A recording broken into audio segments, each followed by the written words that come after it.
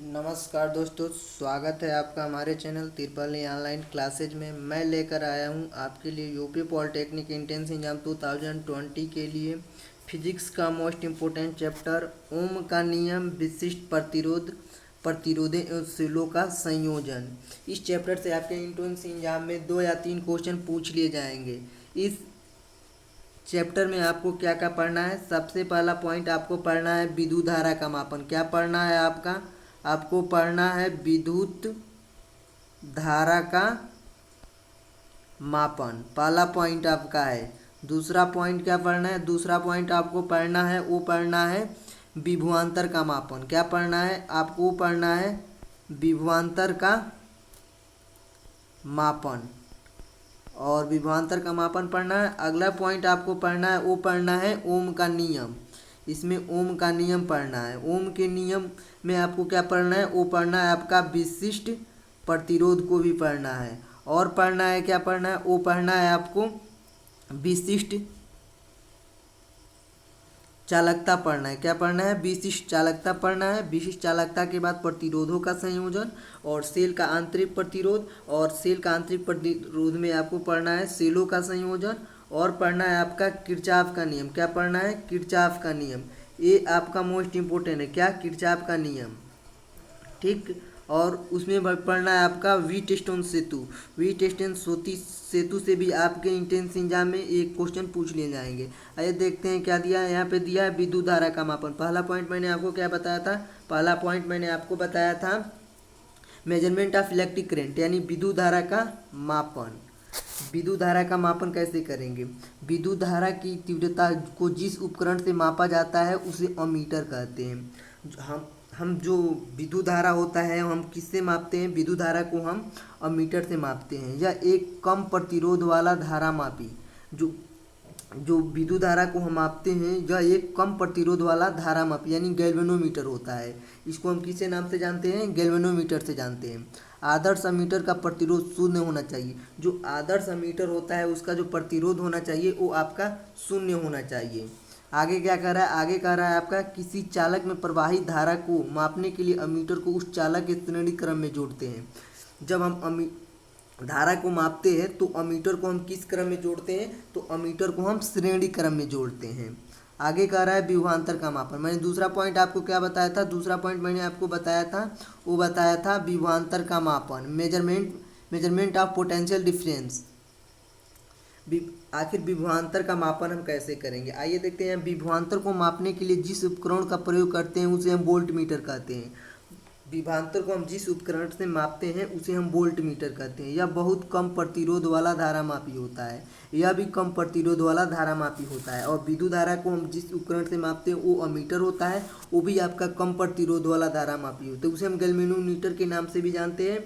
और जो उसको हम विद्युत धारा अमीटर को हम किस क्रम में लगाते हैं? अमीटर को हम श्रेणी क्रम में लगाते हैं।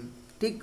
यहाँ पे क्या कर रहा है? यहाँ पे कह रहा है आपका किसी धारा मापी के कुंडली के श्रेणी में उच्च प्रतिरोध जोड़ने तथा अंशांकित कर लेने पर यह वोल्ट मीटर में परिवर्तित हो जाता है। परिपथ के जिन क्या कर रहा है? परिपथ के जिन बिंदुओं के बीच का विभवांतर मापना होता है उसे वोल्ट मीटर के टर्मिनल के सीधे उनसे जोड़ दिया जाता है। आदर्श वोल्ट मीटर का जो प्रतिरोध होता है वो आपका अनंत होता है। क्वेश्चन आपका पूछ लिया जाता है इंट्रेंस एग्जाम में। क्या पूछा जाता है? पूछा जाता है आपका आदर्श अमीटर का प्रतिरोध होता है। तो आदर्श अमीटर का जो प्रतिरोध होता है वो उसका अनंत होता है। जो आदर्श वोल्ट मीटर होता है उसका प्रतिरोध क्या होता है? अनंत होता है। किसी चालक के सिरों पर विभवांतर मापने के लिए वोल्ट मीटर को उस चालक के समांतर क्रम में जोड़ते हैं। विभवांतर को हम किस क्रम में जोड़ते हैं? विभवांतर को मापने के लिए वोल्ट मीटर को किस क्रम में जोड़ते हैं? हम समांतर क्रम में जोड़ते हैं। और धारा मापने के लिए अमीटर को हम श्रेणी क्रम में जोड़ते हैं। अगला पॉइंट आपका मैंने क्या बताया था? अगला पॉइंट मैंने आपको बताया था ओम का नियम। क्या कह रहा है? ओम का नियम, यदि किसी चालक की भौतिक अवस्था जैसे लंबाई, मोटाई, तापक्रम स्थिर रहे तो चालक में प्रवाहित धारा की प्रबलता आई चालक के सिरों पर लगवाए गए विभवांतर भी के समानुपाती होती है। भी अनुपाती आई इक्वल टू भी बराबर आई आर हो जाएगा। जहाँ पे आपका क्या हो जाएगा? आर एक नियतांक है जिसे चालक का प्रतिरोध करते हैं। विभवांतर भी तथा धारामापी की प्रबलता I के बीच खींचा गया ग्राफ यदि सरल रेखा के रूप में प्राप्त होता है तो चालक ओमीय कहलाता है। जो आपका क्या कह रहा है, I के बीच खींचा गया ग्राफ यदि सरल रेखा के रूप में होता है तो चालक ओमीय कहलाता है। यदि यह सरल रेखा प्राप्त नहीं होता है तो चालक अनोमीय हो गया। यदि जो ये ग्राफ जो खींचेंगे अगर ये सरल रेखा में नहीं होगा तो अनोमीय कहेंगे, अगर सरल रेखा के रूप में होगा उसे हम ओमीय कहेंगे। आगे क्या कह रहा है, आगे कह रहा है आपका क्या, विशिष्ट प्रतिरोध। विशिष्ट प्रतिरोध क्या होता है, यदि किसी चालक का प्रतिरोध किसी निश्चित ताप पर उसकी लंबाई व अनुप्रस्थ काट के क्षेत्रफल अग्र पर प्रत्येक पर क्या करता है, निर्भर करता है। पहला किस पे निर्भर करता है आपका विशिष्ट प्रतिरोध, पहला पॉइंट आपका दे रहा है किसी चालक का प्रतिरोध कैपिटल आर उस चालक की लंबाई एल के अनुक्रमानुपाती होता है, आर अनुक्रमानुपाती एल हो जाएगा। दूसरा पॉइंट आपका कह रहा है, क्या कह रहा है, प्रतिरोध आर चालक की अनुप्रस्थ काट के क्षेत्रफल ए के व्युत्क्रमानुपाती होता है। क्या, आर व्युत्क्रमानुपाती 1/a हो जाएगा। ठीक, आगे क्या कह रहा है, कह रहा है समीकरण 1 व 2 से, समीकरण 1 और 2 से क्या हो जाएगा, आर अनुक्रमानुपाती L/A हो जाएगा। ठीक, तो R इजकल टू क्या हो जाएगा, R इजकल टू हो जाएगा रो इंटू L/A हो जाएगा। ये रोज क्या हो जाएगा, जो ये रो है आपका ये नियतांक हो जाएगा। यहाँ आगे क्या कह रहा है, आगे कह रहा है आपका जहाँ रो यानी कि इसको हम क्या कहते हैं, रो कहते हैं, एक नियतांक है, इससे चालक के पदार्थ का विशिष्ट प्रतिरोध करते, इसका मात्रक क्या होगा, ओम मीटर होगा।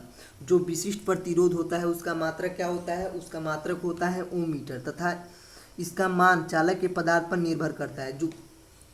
जो विशिष्ट प्रतिरोध है इसका मान चालक के पदार्थ पर निर्भर करता है। एक ही पदार्थ के भिन्न भिन्न लंबाइयों के तथा भिन्न भिन्न मोटाइयों के तारों के विशिष्ट क्या प्रतिरोध भिन्न भिन्न होंगे परंतु विशिष्ट प्रतिरोध समान होंगे। क्या कह रहा है, कह रहा है आपका एक ही पदार्थ के भिन्न भिन्न लंबाइयों के तथा भिन्न भिन्न मोटाइयों के तारों के क्या प्रतिरोध तो भिन्न भिन्न होंगे परंतु विशिष्ट प्रतिरोध आपका क्या हो जाएगा, वो समान हो जाएगा। यहाँ पे कह रहा है आपका क्या, चांदी का विशिष्ट प्रतिरोध सबसे कम, जो चांदी होता है उसका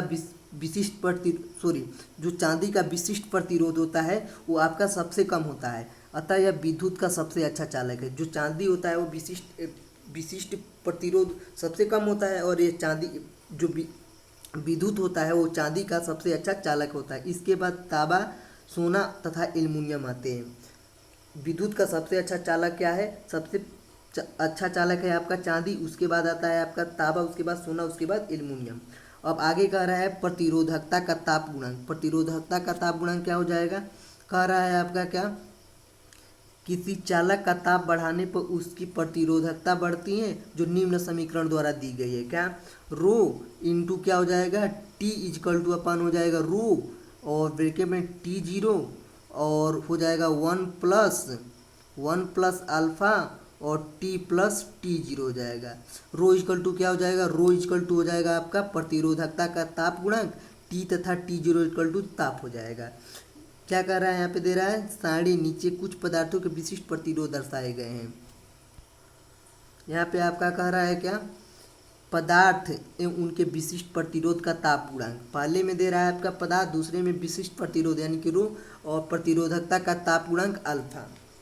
तो चांदी का विशिष्ट प्रतिरोध होता है 1.47 × 10⁻⁸ ओम मीटर होता है और प्रतिरोधकता का ताप गुणांक कितना होता है, 0.0038 के इनवर्स होता है। दूसरा दे रहा है तांबा 1.72 ×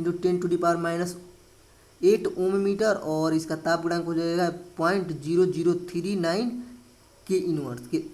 और आगे कह रहा है सोना का होता है 2.35 × 10⁻⁸ ओम मीटर और ये ताप गुणांक हो जाएगा आपका कितना, 0.0034 के इनवर्स हो जाएगा। आगे कह रहा है एल्युमिनियम 2.63 × 10⁸ ओम मीटर और इसका ताप गुणांक हो जाएगा 0.0039 के इनवर्स केल्विन इनवर्स। आगे दे रहा है टंगस्टन का होता है आपका विशिष्ट प्रतिरोध 5.51 × 10⁻⁸ ओम मीटर और इसका ताप गुणांक हो जाएगा 0.0045। और दे रहा है निकिल का होता है 86.84 × 10⁻⁸ ओम मीटर और इसका ताप गुणांक हो जाएगा कितना 0.0060 और दे रहा है लोहा, लास्ट में दे रहा है लोहा, इसका होता है विशिष्ट प्रतिरोध 9.71 × 10⁻⁻8 ओम मीटर और इसका ताप गुणांक हो जाएगा 0.0050 हो जाएगा। आगे आपका कह रहा है क्या विशिष्ट चालकता, विशिष्ट चालकता क्या कह रहा है, वो कह रहा है आपका क्या विशिष्ट प्रतिरोध के व्युत्क्रम को विशिष्ट चालकता, जो विशिष्ट प्रतिरोध होता है उसके हम व्युत्क्रम को विशिष्ट चालकता अथवा विद्युत चालकता कहते हैं। विशिष्ट चालकता कहिए या विद्युत चालकता कहिए, दोनों का नाम सेम है। विशिष्ट प्रतिरोध होता है उसके हम व्युत्क्रम को विशिष्ट चालकता या विद्युत चालकता कहते हैं। इसका जो मात्रक होता है वो मीटर इनवर्स अथवा म्योमीटर होता है। किसी पदार्थ के लिए क्या, किसी पदार्थ के लिए चालकता इक्वल टू क्या हो जाएगा 1 प्रतिरोधकता, चालकता इंटू प्रतिरोधकता इक्वल टू 1 इक्वल टू क्या हो जाएगा नियतांक हो जाएगा। आगे कह रहा है या विशिष्ट चालकता, क्या विशिष्ट चालकता इंटू विशिष्ट प्रतिरोधकता इक्वल टू हो जाएगा आपका 1 हो जाएगा। आगे कह रहा है आपका क्या प्रतिरोधों का संयोजन, प्रतिरोधों का संयोजन कैसे करेंगे कम्युनिकेशन ऑफ रेजिस्टेंस से। व्यवहारिक जीवन में विद्युत परिपथ में अनेक प्रतिरोधों को जोड़ने की व्यवस्था क्या जोड़ने की आवश्यकता होती है। इन प्रतिरोधों को संयोजित करने की जो दो विधियाँ हैं, पहला विधि है आपका इन सीरीज यानी कि श्रेणी क्रम में। श्रेणी क्रम में हम कैसे जोड़ेंगे, सबसे पहले क्या करेंगे R1 R2 R3 का रेजिस्टेंस लेंगे, प्रतिरोधों को श्रेणी क्रम में चित्रानुसार क्या करेंगे जोड़ने पर तुल्य प्रतिरोध सभी प्रतिरोधों के क्या योग के बराबर होता है। अतः श्रेणी क्रम में क्या पहले प्रतिरोध का दूसरा सिरा दूसरे प्रतिरोध के पहले सिरे से जुड़ा होता है। ये आपका बिंदु ए हो जाएगा, ये बिंदु आपका बी हो जाएगा और आपका एक रेजिस्टेंस R1 और दूसरा R2 और तीसरा R3। क्या कह रहा है आपका, कह रहा है श्रेणी क्रम में पहले प्रतिरोध का, ये पहला प्रतिरोध है, पहले का दूसरा सिरा और दूसरे का क्या कह रहा है दूसरा सिरा और दूसरे का पहले सिरे से जुड़ा होता है। तो R इक्वल टू क्या हो जाएगा, R इक्वल टू हो जाएगा आपका R1 प्लस R2 प्लस हो जाएगा आपका R3 प्लस डॉट डॉट हो जाएगा आपका, इसी तरह चलता रहेगा। अब कह रहा है क्या इस क्रम में, क्या इस क्रम में क्या कर रहा है जुड़े सभी चालकों में क्या चालकों में समान प्रबलता की विद्युत धारा प्रवाहित होती है। दूसरा पॉइंट आपका कह रहा है प्रत्येक चालक के सिरों पर विभवांतर अलग अलग होता है। प्रत्येक चालक के सिरों पर जो विभवांतर होता है आपका अलग अलग होता है। आगे कह रहा है आपका परिपथ का कुल विभवांतर सभी चालकों के विभवांतर के योग के बराबर होता है। आगे कह रहा है समांतर क्रम, समांतर क्रम में क्या होता है, समांतर क्रम में सभी प्रतिरोधों के एक सिरे एक और एक साथ व दूसरे सिरे दूसरी ओर एक साथ जुड़े होते हैं। जैसे आपका क्या कह रहा है, यहाँ पे कह रहा है आपका जब R1 R2 R3 प्रतिरोधों को समांतर क्रम में चित्रानुसार जोड़ा जाता है तो उनके तुल्य प्रतिरोध का व्युत्क्रम उन प्रतिरोधों के व्युत्क्रम के योग के बराबर होता था। 1/R equal to 1/R1 plus 1/R2 plus 1/R3 dot dot. क्या एक बिंदु ए है, दूसरा बिंदु बी है। आपका पहला ये बिंदु ए से क्या कर रहा है एक रेजिस्टेंस जोड़ा गया है आपका और बी से मिला दिया गया है। फिर ए से एक बिंदु जोड़ा गया है और एक रेजिस्टेंस को बी से फिर मिला दिया गया इसका दूसरा सिरा। और फिर एक ही ए तीनों का क्या किया है, तीनों का पहला सिरा ए से और तीनों का दूसरा सिरा बी से जोड़ दिया गया है। यही आपका हो जाएगा समांतर क्रम। आगे क्या कर रहा है, आगे कह रहा है तुल्य प्रतिरोध, क्या तुल्य प्रतिरोध का मान संयोजन के प्रत्येक प्रतिरोध के मान से कम होता है। आगे कह रहा है सभी प्रतिरोधों के सिरों पर विभवांतर समान होता है। तीसरा पॉइंट कह रहा है प्रत्येक प्रतिरोध में अलग अलग प्रबलता की धारा प्रवाहित होती है।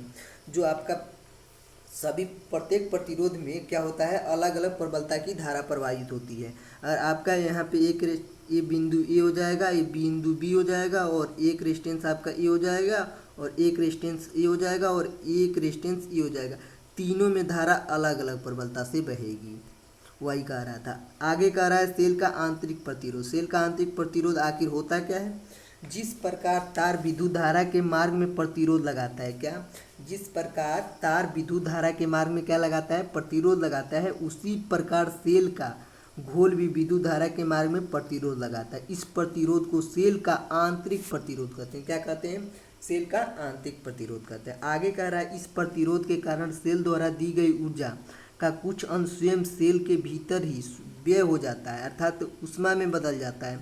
फलस्वरूप क्या होगा, आंतरिक प्रतिरोध के कारण सेल में प्राप्त धारा की प्रबलता क्या होती है, घट जाती है। आगे कह रहा है आंतरिक प्रतिरोध आर को प्रभावित करने वाले तथ्य। आंतरिक प्रतिरोध को प्रभावित करने वाले तथ्य क्या हो सकते। पहला पॉइंट दे रहा है आपका दोनों इलेक्ट्रोडों के बीच की दूरी समानुपाती होती है। क्या, दोनों इलेक्ट्रोडों के बीच की दूरी के समानुपाती होता है।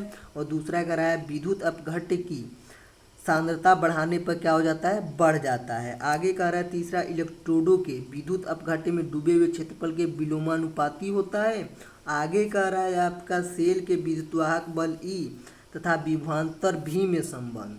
सेल के विद्युतवाहक बल ई और विभवांतर भी में संबंध क्या होता है। आगे कह रहा है परिपथ। क्या, परिपथ में कुल प्रतिरोध इक्वल टू बाह्य प्रतिरोध प्लस आंतरिक प्रतिरोध। बाह्य प्रतिरोध क्या, कैपिटल आर, और आंतरिक प्रतिरोध स्मॉल आर। तो हो जाएगा आपका capital R plus small are.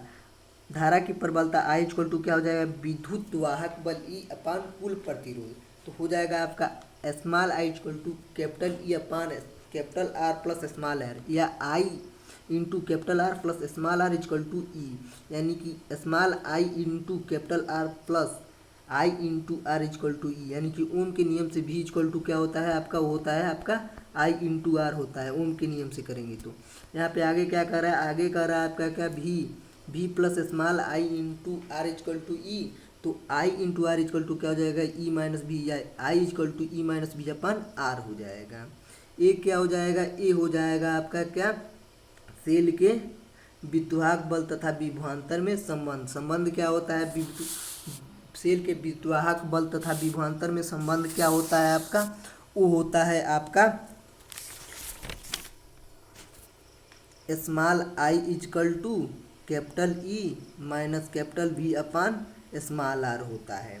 अब आगे कह रहा है, वो कह रहा है आपका सेलों का संयोजन। सेलों का संयोजन कैसे करेंगे, सबसे पहला दे रहा है सेलों का संयोजन करने की कितनी विधियां हैं, सेलों को संयोजन करने की दो विधियां हैं। पहला विधि है आपका श्रेणी क्रम, सीरीज में, जब n सेलों को जिनमें प्रत्येक सेल का विद्युतवाहक बल कैपिटल ई तथा आंतरिक प्रतिरोध स्मॉल आर श्रेणी क्रम में जोड़ा जाता है, तब कुल क्या विद्युतवाहक बल equal to N into capital E, कुल आंतरिक प्रतिरोध equal to N into R. परिपथ में बाह्य प्रतिरोध कैपिटल आर हो तो धारा आई की प्रबलता निम्न सूत्र से ज्ञात कर लेते। कैसे ज्ञात करेंगे, स्मॉल आई इक्वल टू क्या हो जाएगा, आई इक्वल टू क्या हो जाएगा, N E upon N R plus capital are.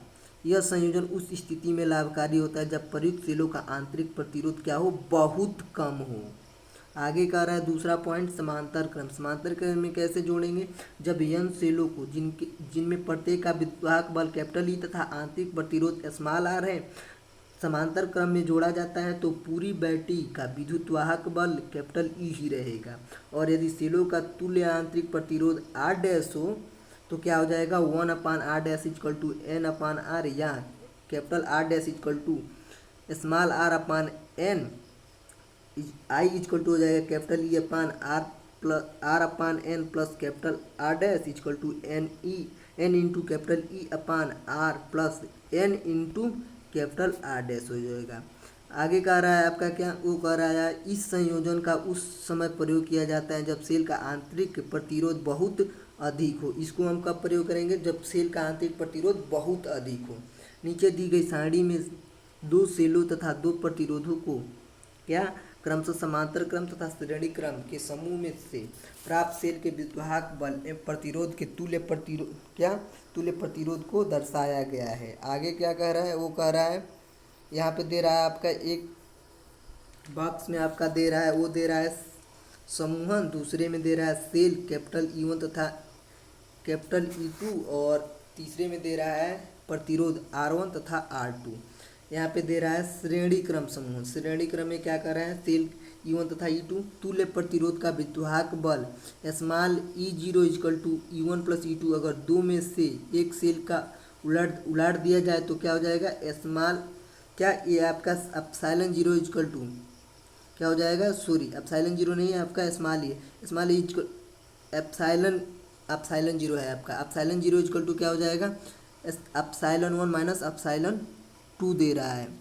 आगे कर रहा है आपका क्या, वो दे रहा है आपका